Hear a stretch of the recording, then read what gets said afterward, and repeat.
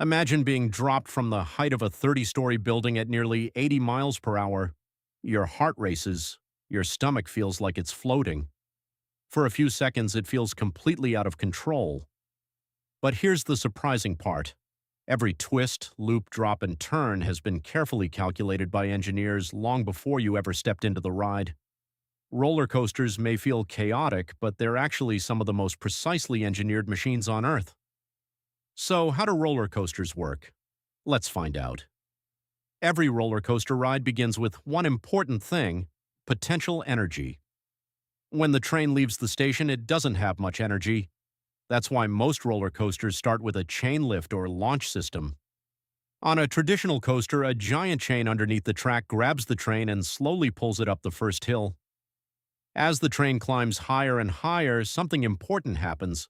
The coaster is storing energy. Think of it like stretching a rubber band.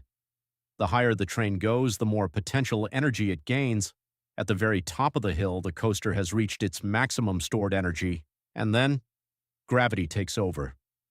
As the train begins its first descent, all that stored potential energy is converted into kinetic energy, or energy of motion. The higher the first hill, the faster the train can go. This is why the first drop is usually the biggest one on the ride. Some modern roller coasters can reach speeds of over 100 miles per hour during this section.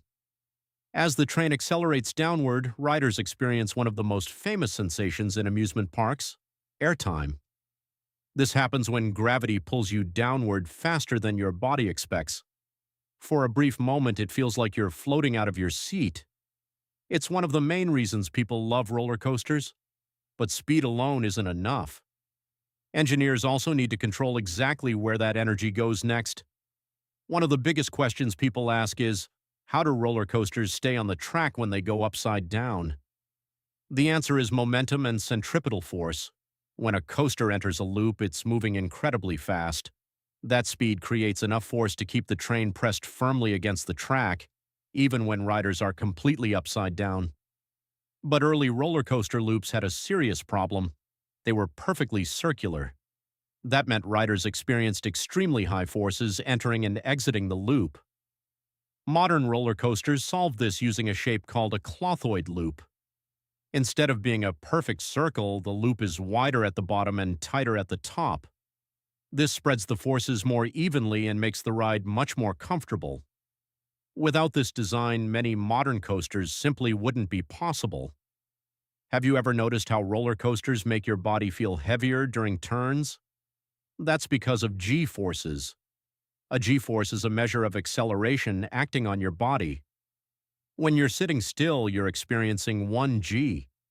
During certain parts of a roller coaster, you might experience 3, 4, or even 5 Gs.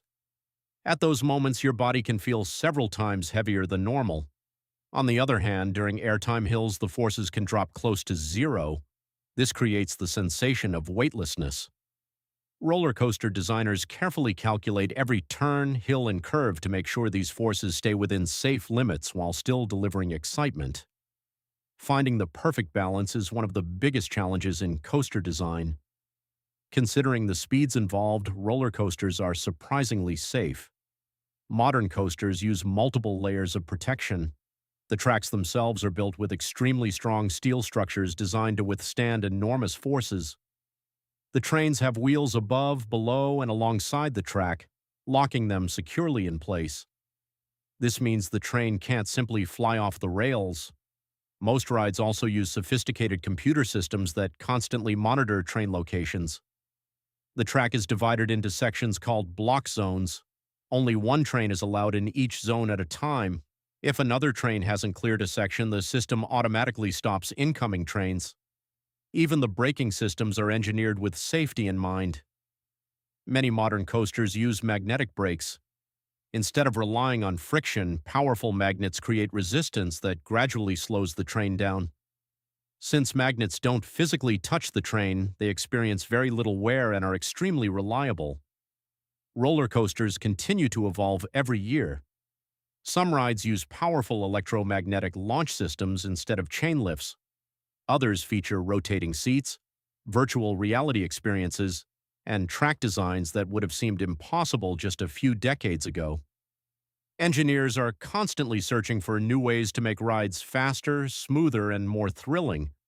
But no matter how advanced they become, every roller coaster still relies on the same basic principles: gravity, energy, momentum, and a lot of clever engineering.